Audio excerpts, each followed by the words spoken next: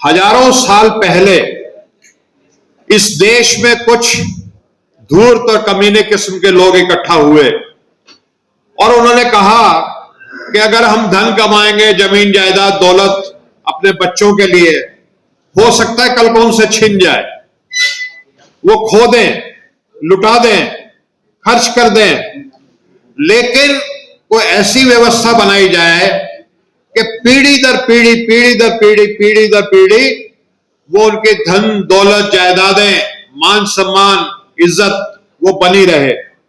तो ये मनोवादी व्यवस्था उन्हीं अय्याश लोगों ने, जो चाहते थे अय्याशी उनकी कायम रहे और देश की धन दौलत के ऊपर उनका कब्जा कायम रहे, उन लोगों ने बनाई, सारे पद रखे और 95-99% लोगों को शिक्षा से और उनकी डेवलपमेंट जो होती है उस डेवलपमेंट को रोक दिया गया कि आपने इस जाति में जन्म लिया, आप यही जाति का काम करोगे।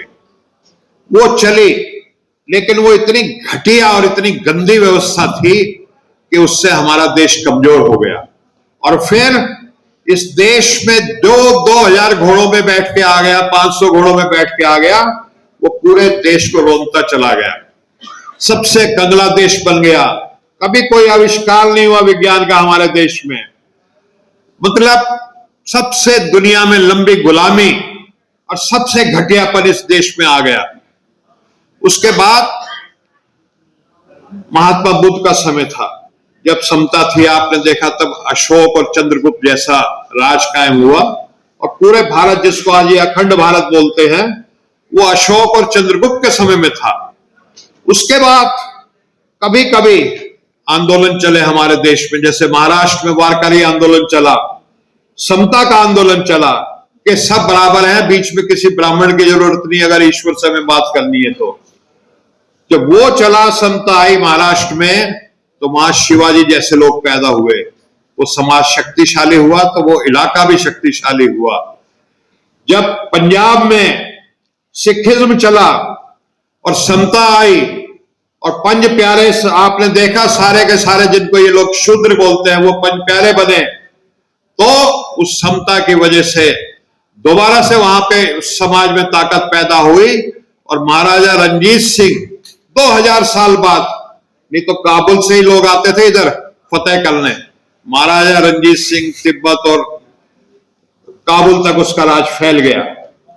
उसके बाद ये बाबा साहब का संविधान आया है, जिससे थोड़ी बहुत इस देश में समता आनी शुरू हुई है। तो आज जो भारत ताकतवर बन रहा है, समृद्ध बन रहा है, तो ये बाबा साहब के संविधान की देन है, जिससे शक्ति भारतवर्ष में पैदा हो रही है।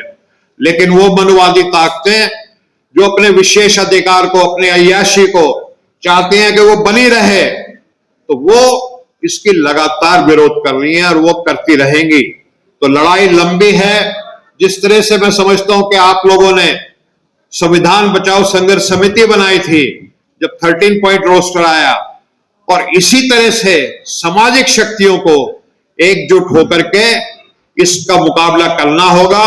हमारी कमजोरी सिर्फ एक है और वो ये है कि इन्होंने हमें जातियों में बांट दिया और अंधविश्वास कायम कर दिए, कहानियां गढ़ दी कि देखो एकलव्य कितना महान था, उसने अपना अंगूठा दे दिया, तुम भी अपने ऐसे अंगूठे कटवाते रहो। वो राजा हरिश्चंद्र कितना महान था, वो उसने ब्राह्मणों के कहने पे अपना राज दे दिया, तुम भी राजा हरिश्चंद्र बनो। और इस देश की जो सबसे पहली फिल्म बनी थी वो भी राजा हरिश्चंद्र उसका नाम था, और बनाने वाला कौन था? दादा फाल्के, जो कि चित्पावन ब्राह्मण था। तो ये अंधविश्वास कायम करने के लिए कभी बाबा बागेश्वर भेज देंगे, कभी और बोलेंगे, मैं ज्यादा नहीं बोलूंगा मैंग जी।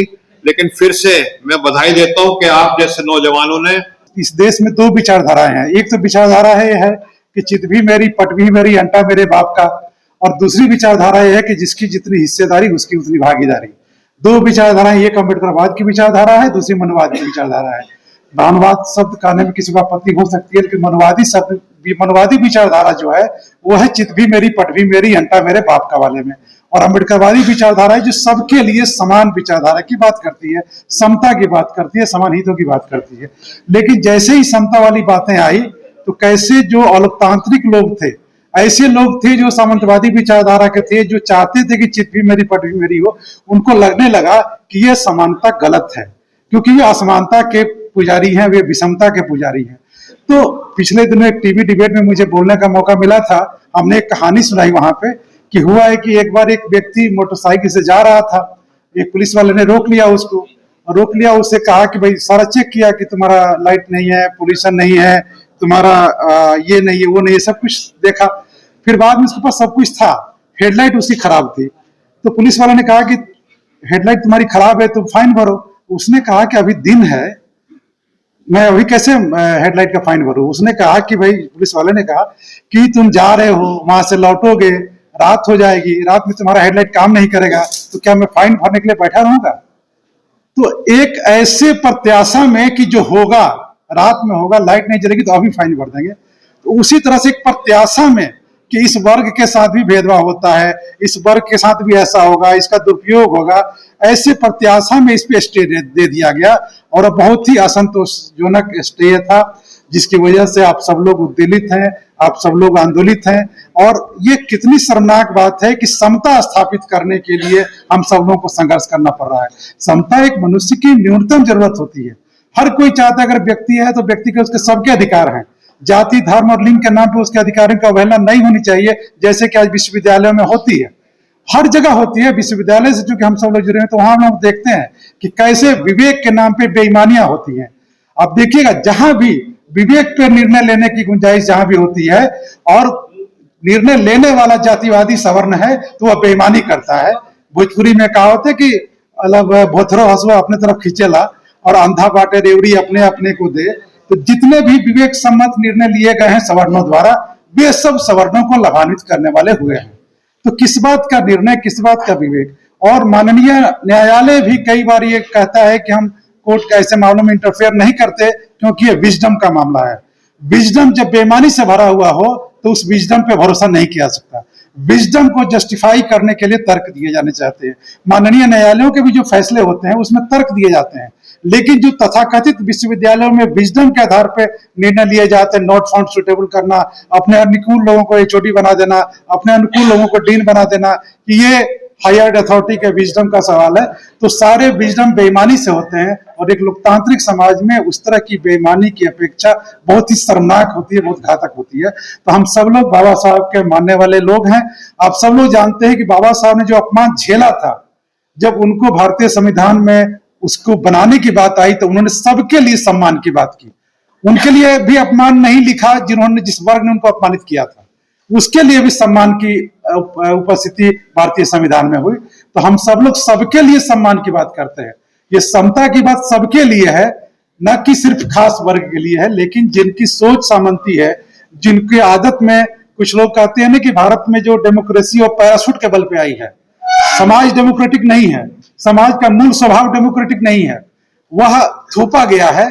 तो यह जो पैराशूट वाली डेमोक्रेटिक के कुछ लोग, सामंतवादी लोग जो सोचते हैं, उसको दूर करने के लिए ही हम सब लोग इकट्ठे हुए हैं। और यह स्वतः स्फूर्त आंदोलन है समता संघर्ष समिति का। इसका कोई पद नहीं है, इसका कोई पदाधिकारी नहीं है, इसका कोई ऑफिस नहीं है, लेकिन देश भर में समता स्थापित करने वाले जितने भी संगठन चल रहे हैं, सबके साथ कोऑर्डिनेट करना, सबके साथ साझेदारी करना इस समिति का उद्देश्य है। 13 जनवरी को जो 2026 को जो आया एक, ये थोड़ी सी उम्मीद जगी कि शायद इस अलोकतांत्रिक के माहौल में कुछ समता की बात जग रही है। और यह उम्मीद इसलिए जगी कि माननीय इंदिरा जयसिंह जी के कई वर्षों के लगातार प्रयास से सुप्रीम कोर्ट और नेशनल टास्क फोर्स और यूजीसी की कमेटी ने एक बनाने के लिए वो तैयार हुई थी। लेकिन उसके बाद आप देखिएगा, मैं देख रहा हूं कि एक समय में ज्यादा पुरानी बात नहीं है, एक 13 पॉइंट रोस्टर का मामला आया था और हमारे कुछ साथी और खासतौर पर रतन लाल जी आज पीछे बैठे हुए हैं, और हम सब ने मिलकर के, और ये सारी टीम भी थी, एक आंदोलन चलाया था।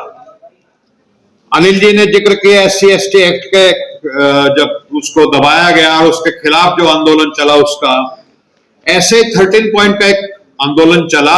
संविधान बचाओ संघर्ष समिति बनी और भारत बंद का ऐलान हुआ। भारत बंद उत्तर भारत में आंशिक रूप से मैं कहूंगा काफी सफल रहा, ईस्ट यूपी में, बिहार में। और ये सरकार जो मोदी अपने आप को बहुत चौड़ी छाती और पता नहीं जिद्दी मानता है, उसको झुकना पड़ा।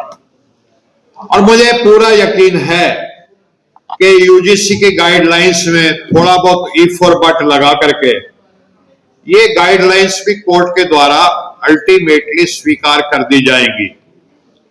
लेकिन एक बात जो मैं आपके सामने रखना चाहता हूं कि ये हजारों साल पुरानी लड़ाई है, ये कोई आज यूजीसी से शुरू नहीं हुई।